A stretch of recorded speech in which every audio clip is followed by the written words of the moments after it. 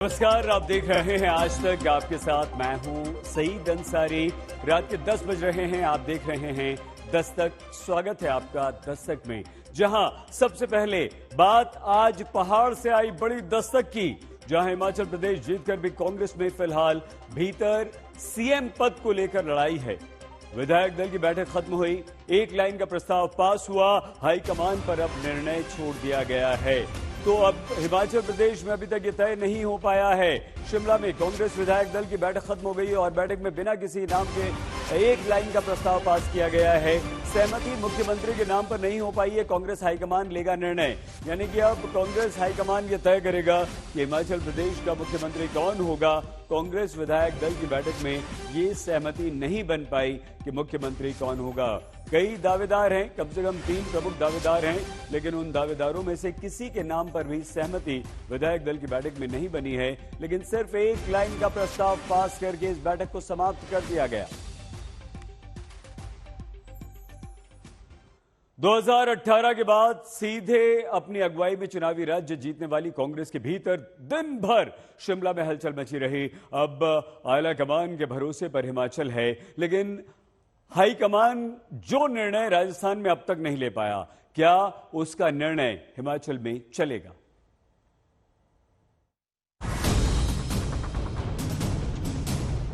सीधे कांग्रेस के शासन वाले कुल जमा 3 राज्य, 2 राज्य पहले से, जैसे राजस्थान, जहां मुख्यमंत्री की कुर्सी के लिए गहलोत और पायलट के बीच शीत युद्ध जारी है, हाईकमान को आगे फैसला लेना है। दूसरा राज्य छत्तीसगढ़, जहां मुख्यमंत्री की कुर्सी पर बैठे भूपेश बघेल और मंत्री टीएस सिंहदेव में खींचतान पर्दे के पीछे चलती है। तीसरा राज्य हिमाचल प्रदेश, जहां जनता ने सत्ता सौंपी, सीएम चुनने के लिए कांग्रेस में बड़ी रस्साकशी चल रही। उन्होंने उनको आमने सामने आए हिमाचल में कांग्रेस अध्यक्ष और हिमाचल के कांग्रेस के बड़े नेता पूर्व सीएम वीरभद्र सिंह की पत्नी रानी प्रतिभा सिंह, कैंपेन कमेटी के प्रमुख सुखविंदर सुक्खू, वीरभद्र सिंह के बेटे विक्रमादित्य सिंह और अभी तक नेता प्रतिपक्ष रहे मुकेश अग्निहोत्री। इन लोगों ने हिमाचल प्रदेश में बीजेपी के खिलाफ 40 सीट जीतने में जितनी शक्ति लगाई, उतना ही बड़ा शक्ति प्रदर्शन अब सीएम की कुर्सी पाने के लिए दिखाया जा रहा है।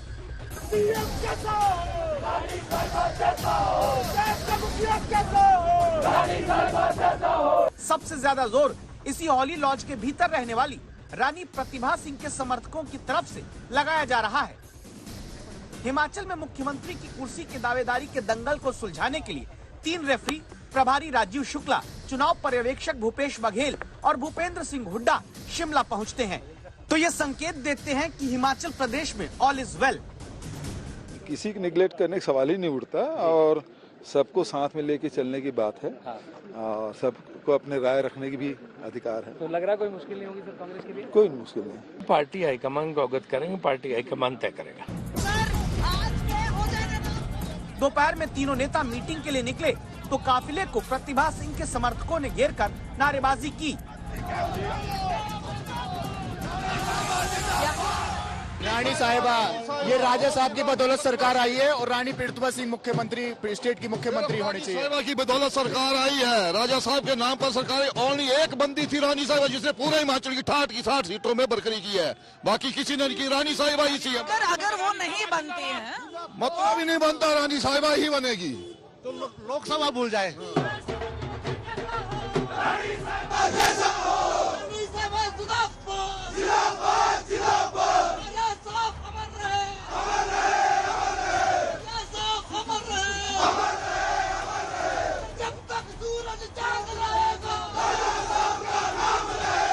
आज 40 सीट आई है तो रानी प्रतिभा सिंह के वजह से नहीं बनाया गया उनको। तो फिर नहीं बनाया गया तो हाईकमान की गलती होगी। आइंदा उनको कांग्रेस में हिमाचल में जगह चाहिए कि नहीं चाहिए। समर्थकों के ये बयान बताते हैं कि कांग्रेस के सामने सत्ता हासिल करने के बाद भी पहाड़ भरी कितनी बड़ी चुनौती सीएम का चेहरा चुनना है, जहां मुख्य लड़ाई में प्रतिभा सिंह और सुखविंदर सुक्खू हैं। प्रतिभा सिंह का दावा है कि उनके राज्य में पार्टी अध्यक्ष रहते सत्ता आई। सुखविंदर सुक्खू दावा करते हैं कि उनके प्रचार कमेटी का प्रमुख रहते पार्टी ने हिमाचल प्रदेश जीता। प्रतिभा सिंह अपनी दावेदारी में वीरभद्र सिंह की विरासत याद कराती है। सुखविंदर सुक्खू लंबे समय तक पहले पार्टी की कमान संभाल चुके अनुभव को आगे करते हैं। If they give me that responsibility, definitely I will try my best to do as best I can. Virbhadra Singh ji एक बहुत बड़ी शख्सियत थी जिन्होंने बहुत अहम रोल प्ले किया है हिमाचल की राजनीति में, और उसको सेंट्रल हाई कमांड भी जानती है, हमारे प्रभारी लोग भी जानते हैं, और जनता की भावना क्या है। जब ये इलेक्शन हम लड़ रहे थे और जब हमने देखा कि हमारी स्थिति बहुत अच्छी नहीं है, तो हमने वीरभद्र सिंह जी का कार्ड खेला, उन्हीं का नाम लिया, उन्हीं के काम दर्शाए, उन्हीं के नाम पर हमने लोगों ने वोट दिए कांग्रेस पार्टी को। इसका मैं श्रेय प्रियंका गांधी जी को देना चाहता हूँ। उन्हें समय पर आकर हिमाचल प्रदेश को संभाला और पहली रैली उन्होंने सोलन में की। उस रैली से जो हजूम उनको देखने के लिए उमड़ा और जो बात उन्होंने की कि हिमाचल प्रदेश में मेरा घर है, उसको लोगों ने बड़े ध्यान से उनकी बात को सुना। इसी खींचतान का नतीजा यह है कि पार्टी की तरफ से प्रभारी और ऑब्जर्वर तो जाकर राज्यपाल से मुलाकात कराए, लेकिन सीएम का चेहरा साफ होने में समय लग रहा है। सूत्रों के मुताबिक प्रतिभा सिंह अपने साथ 15 विधायकों के खुले समर्थन की बात करती है। सुक्खू दावा करते हैं कि उनके साथ 21 विधायक हैं। दावा है कि 4 विधायक कांग्रेस की न्यूट्रल राय वाले हैं। इस खींचतान में दोपहर 3 बजे होने वाली विधायक दल की बैठक का समय बाद में बढ़ाकर शाम 6 बजे तय हुआ। दावा है कि शाम 7 बजे तक सुक्खू अपने समर्थक विधायकों के साथ मीटिंग में नहीं पहुंचे। प्रतिभा सिंह के समर्थक 7 बजे तक नारेबाजी करते रहे।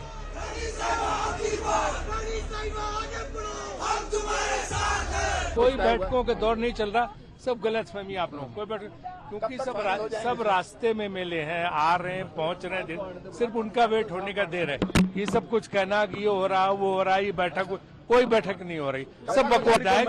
विधायक दल की मीटिंग प्रस्ताव पारित होगा, इसका हाईकमान तय करेगा। विधायकों से आगे बात करके पर्यवेक्षकों को हाईकमान को बताना है। फिलहाल जीत के बाद 24 घंटे का घटनाक्रम ये कहता है कि हिमाचल प्रदेश में सिर्फ 5 साल में सत्ता पलटने का रिवाज ही नहीं कायम रहा है, बल्कि कांग्रेस के भीतर मुख्यमंत्री के नाम पर आपसी संघर्ष का रिवाज भी जारी है। कमलजीत संधू और सत्येंद्र चौहान के साथ ललित शर्मा, शिमला आज तक। आइए आपको सीधे शिमला लिए चलते हैं। कमलजीत संधू हमारी संवाददाता इस वक्त हमारे साथ जुड़ चुके हैं। कमल, ये क्या हो रहा है? कहीं राजस्थान जैसी स्थिति तो आपको नहीं लग रही, या उससे भी बुरी? कैसे फंस गया मामला? ठंडे हिमाचल प्रदेश में अब सियासत ने माहौल को गर्म कर दिया है और सुबह से अटकलें लगाई जा रही है कि 3 दावेदार में से कौन मुख्यमंत्री चेहरा होगा, और ये अब तय हो गया है कि ये घोषणा अब दिल्ली से की जाएगी।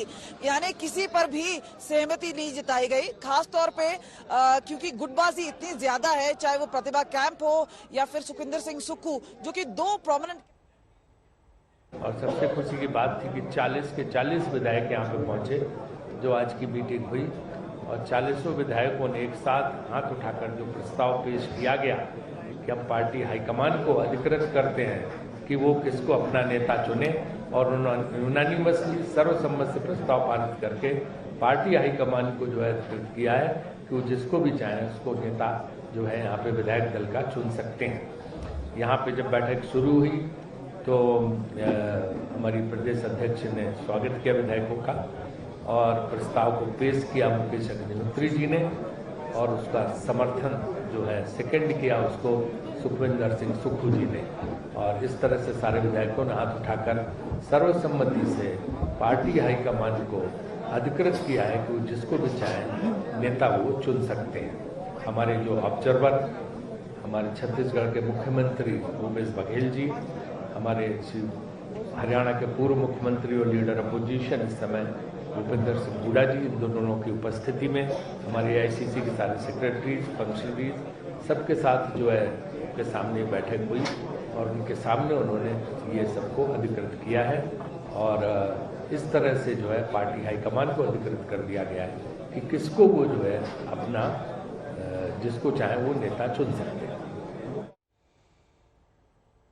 तो राजीव शुक्ला को आपने सुना, आधिकारिक तौर पर उन्होंने कर दिया कि विधायक दल की बैठक में सर्वसम्मति से ये निर्णय लिया गया कि आलाकमान ये तय करेगा कि हिमाचल का मुख्यमंत्री कौन होगा। इस खबर पर हमारी नजर बनी हुई है।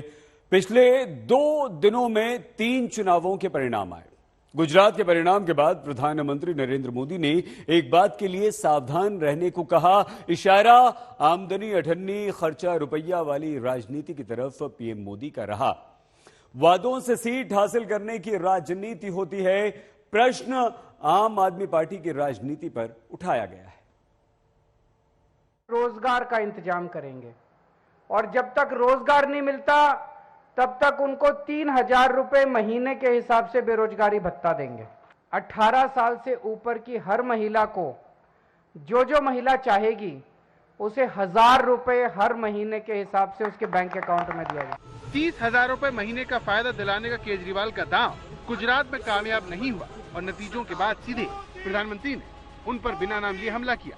हमारे पूर्वजों के पास अनुभव का अगाध ज्ञान था और अनुभव के निचोड़ से कहावतें बनती थी और हमारे यहां हमारे पूर्वजों ने हमें विरासत में दी हुई एक कहावत है, आमदनी अठन्नी और खर्चा रुपया। अगर ये वाला हिसाब रहेगा तो क्या स्थिति होगी, ये हम दुनिया में हमारे अड़ोस पड़ोस में आज भली भांति देख रहे हैं। जब आमदनी से ज्यादा खर्चा होता है तो हालत श्रीलंका जैसी होती है, पाकिस्तान जैसी गत होती है। बांग्लादेश, नेपाल की तरह IMF से कर्ज मांगना पड़ता है। तकादों से देश अपनी इज्जत दुनिया में खो देता है और जनता का बैंड बज जाता है। इसीलिए पीएम ने गुजरात की जीत का इस्तेमाल देश पर मंडराते सबसे बड़े खतरे की तरफ इशारा दिलाने के लिए किया और रेवड़ी कल्चर को बढ़ावा देने वाली पार्टियों से सावधान रहने को कहा। आज देश बहुत सतर्क है। देश के हर राजनीतिक दल को ये याद रखना होगा कि चुनावी हथकंडों से किसी का भला नहीं हो सकता। गुजरात में भले ही बीजेपी ने कांग्रेस और आम आदमी पार्टी का सुपड़ा साफ कर दिया हो, लेकिन पूरा दम लगाने के बावजूद आम आदमी पार्टी की राज्य में एंट्री से बीजेपी रोक नहीं पाई और आम आदमी पार्टी ने 12.92% वोट शेयर लेकर 5 सीटों पर कब्जा कर लिया। आम आदमी पार्टी की इस कामयाबी का श्रेय मुफ्त के वादों को बताया गया, जिसके आधार पर अरविंद केजरीवाल ने चुनाव से पहले जीत के बड़े बड़े दावे किए। जब हम गुजरात में एंटर किए थे उस टाइम बीजेपी का वोट शेयर अप्रैल के महीने में 58% था, आज 38% है। 20% बीजेपी का वोट शेयर गिर गया है। ये सारा हमारी तरफ आया है। लेकिन नतीजों ने जब केजरीवाल के दावों को गलत साबित कर दिया तो बीजेपी की तरफ से जेपी नड्डा ने सीधा हमला किया। एक पेपर लेकर के आए उनके नेता और कहने लगे, ये देखो, इसको नोट कर लो और मैं यहां भविष्यवाणी करता हूं कि गुजरात में सरकार उनकी पार्टी की आ रही है। ऐसा गैर जिम्मेदाराना पार्टी का नेता जो इस तरीके से जनता के आंखों में धूल झोंकता हो, जनता को गुमराह करता हो, ऐसे नेता को आज नतीजों के बाद सार्वजनिक रूप से माफी मांगनी चाहिए गुजरात की जनता के साथ और भारत की जनता के साथ। बीजेपी के इन दावों को आम आदमी पार्टी खारिज करती है और गुजरात के नतीजों को वो अपनी कामयाबी की शुरुआत मानती है। इसी लाइन पर पार्टी नेता राघव चड्ढा ट्वीट करते हैं, हम गुजरात की जनता के फैसले का स्वागत करते हैं। अच्छी बात यह है कि हमें 13% वोट मिले हैं। इसके अलावा हम राष्ट्रीय पार्टी बन गए हैं। हमें ऐसा करने में 10 साल लगे। सबसे पहले सभी आम आदमी पार्टी के कार्यकर्ताओं को, सभी देशवासियों को बहुत बहुत बधाई। आपकी आम आदमी पार्टी आज राष्ट्रीय पार्टी बन गई है और गुजरात के लोगों ने आम आदमी पार्टी को राष्ट्रीय पार्टी बना दिया है। लेकिन आम आदमी पार्टी के इस दावे को बीजेपी अध्यक्ष ने एक बार फिर खारिज किया और कहा कि जनसंघ 2 साल में नेशनल पार्टी बन गई थी। इस तरह गुजरात के नतीजों से सियासी वार और पलटवार किए जा रहे हैं। आम आदमी पार्टी जहां गुजरात में 5 सीट जीतने और पार्टी के राष्ट्रीय पार्टी बनने पर खुशी जता रही है, वहीं पीएम रेवड़ी कल्चर के बहाने उसे किनारे कर रहे हैं। देश का वोटर जानता है कि शॉर्टकट की राजनीति का कितना बड़ा नुकसान देश को उठाना पड़ेगा। आज देश में कोई संशय नहीं कि अगर देश रहेगा देश समृद्ध होगा तो सबकी समृद्धि तय है। आरबीआई से लेकर देश के तमाम अर्थशास्त्री इस बात पर जोर देकर कहते हैं कि राजनीति में सत्ता के लिए मुफ्तवाद का रोग लगाना न सिर्फ चुनावी लोकतंत्र के लिए खतरनाक है, बल्कि राज्य की अर्थव्यवस्था के लिए भी ये खतरनाक है। आज तक ब्यूरो। पुरानी कहावत है, उतने पैर पसारिए जितनी लंबी चादर हो। क्या यही बात राजनीति में सत्ता प्राप्त करने के लिए वादे करते समय कुछ राजनीतिक दल भूल जाते हैं? देश में एक बहुत बड़ा मुद्दा ओल्ड पेंशन स्कीम को लागू करने का चलता आ रहा है। हिमाचल प्रदेश में यह मुद्दा कहा जाता है कि कांग्रेस को सत्ता दिलाने में काफी महत्वपूर्ण रहा है, लेकिन आज समझना जरूरी है कि क्या वाकई राज्य का बजट इतना सेहतमंद है, या फिर पुरानी पेंशन लागू करके सत्ता हासिल करने के बाद उसकी भरपाई भी आपसे, हमसे, यानी कि जनता से ही कराई जाएगी। बेटा, माँ का ख्याल अब तुम्हें ही रखना होगा। इसलिए पढ़ाई छोड़कर अब कोई नौकरी करने की सोच रही है। क्यों? घर भी तो चलाना है। बेटा, पिताजी की पेंशन तो आएगी ना? वो तो पहले आती थी। सरकार की नई पेंशन स्कीम में तो अगर ड्यूटी के दौरान मृत्यु हो जाए तो पेंशन नहीं मिलती। कांग्रेस ने प्रचार में बताया कि पुरानी पेंशन योजना नौजवानों के अच्छे दिन लाएगी, लेकिन आर्थिक जानकार चेतावनी देते हैं कि अगर पुरानी पेंशन योजना देश में लौटी तो ये नई पीढ़ी से सबसे बड़ा अन्याय होगा। ये स्कीम ईमानदार टैक्स पेयर्स को बहुत सताएगी। इसीलिए 2004 से 2014 तक यूपीए सरकार में पीएम रहे मनमोहन सिंह ने पुरानी पेंशन स्कीम को सरकारी खजाने के लिए बहुत खराब बताया था। लेकिन हिमाचल प्रदेश में कांग्रेस सरकार बनने के फौरन बाद इसे लागू करने जा रही है, जिसे हिमाचल प्रदेश में उसकी जीत का सबसे बड़ा कारण माना जाता है। ये जो ओपीएस है, पुराना पेंशन, वो भी उसी मंत्रिमंडल के बैठक में तय किया जाएगा और आपके सामने लाएंगे, वो आपको वापस मिलेगा। कांग्रेस की छत्तीसगढ़, राजस्थान की सरकारों की तरह आम आदमी पार्टी की पंजाब सरकार पुरानी पेंशन योजना की चुनावी रेवड़ी बांट चुकी है। लेकिन इस कदम की आलोचना करने वालों में यूपीए सरकार में योजना आयोग के उपाध्यक्ष रहे मोन्टेक सिंह अहलूवालिया भी शामिल हैं, जिन्होंने कांग्रेस पार्टी के इस कदम की कड़े शब्दों में आलोचना करते हुए कहा, अगर पुरानी पेंशन योजना को वापस लिया जाता है तो ये सरकार की सबसे बड़ी रेवड़ियों में से एक होगा। हर कोई राजकोषीय घाटे को कम करने की बात करता है, लेकिन कोई भी व्यक्ति निश्चित खर्च से छुटकारा पाने के तरीके नहीं सुझा रहा। लेकिन इस तरह की आलोचना के बावजूद 12 नवंबर को हिमाचल प्रदेश में वोटरों से अपील करते हुए राहुल गांधी ने ट्वीट करके लिखा, हिमाचल वोट करेगा ओपीएस के लिए, हिमाचल वोट करेगा रोजगार के लिए, हिमाचल वोट करेगा हर घर लक्ष्मी के लिए। आइए भारी संख्या में मतदान कीजिए और हिमाचल की प्रगति और खुशहाल भविष्य के लिए अपना महत्वपूर्ण योगदान दीजिए। लेकिन आर्थिक जानकार सवाल पूछते हैं कि अगर सारा पैसा पेंशन में ही चला जाएगा तो फिर नौजवानों को रोजगार देने और हिमाचल प्रदेश की प्रगति खुशहाली के लिए पैसा कहां से आएगा? अब बहुत ध्यान से समझिए क्यों मनमोहन सिंह से लेकर मोन्टेक सिंह अहलूवालिया तक पुरानी पेंशन स्कीम के खिलाफ है। हिमाचल प्रदेश में साल 2004 से 2005 में सरकारी कर्मचारियों को दी जाने वाली पेंशन का बिल 591 करोड़ रुपए था, जो 2021-22 में बढ़कर 7,082 करोड़ रुपए हो गया, यानी इसमें 11.98% का इजाफा हो गया। जबकि सरकार को मुख्य रूप से टैक्स से मिलने वाली आमदनी को देखें तो वो साल 2004-05 में 1252 करोड़ रुपए थी, जो 2021-22 में 9,282 करोड़ रुपए हो गए। इस तरह सरकार की टैक्स से आमदनी में इजाफा हुआ 7.41% का। अब आप खुद ही देखिए, हिमाचल सरकार खुद टैक्स से 9,282 करोड़ रुपए कमाती है, जिसमें सिर्फ 7,082 करोड़ रुपए सरकारी कर्मचारियों को पेंशन देने में जा रहे हैं। अगर आम बोलचाल की भाषा में समझे तो सरकार की अपनी टैक्स से कमाई के 100 रुपए में से 76 रुपए 29 पैसे सिर्फ सरकारी कर्मचारियों को पेंशन देने में जा रहे हैं। यानी नौजवानों को रोजगार देने, सड़क, स्कूल, अस्पताल, गरीबों से जुड़ी योजनाएं चलाने के लिए सरकार के पास सिर्फ 24 रुपए बचेंगे। यानी फंड की कमी की वजह से सरकार कम पदों पर भर्ती करेगी, नौजवानों को कम रोजगार मिलेगा। सब जानते हैं अर्थशास्त्र का नियम है कि अगर नई नौकरियों का, नौजवानों के लिए नौकरियों का सृजन कराना है तो इसके लिए सरकारी खर्च बहुत जरूरी है। एक बहुत बड़ा इंजन है किसी भी अर्थव्यवस्था के विकास के लिए, डेवलपमेंट के लिए। वो पैसा जो डेवलपमेंट के लिए इस्तेमाल होना था, वो अगर पेंशन देने में इतने लंबे समय तक जाता रहेगा तो इससे नौजवानों को जो नौकरी के अवसर मिलने थे वो नहीं मिलेंगे, अर्थव्यवस्था की रफ्तार धीमी पड़ जाएगी, देश का विकास रुक जाएगा।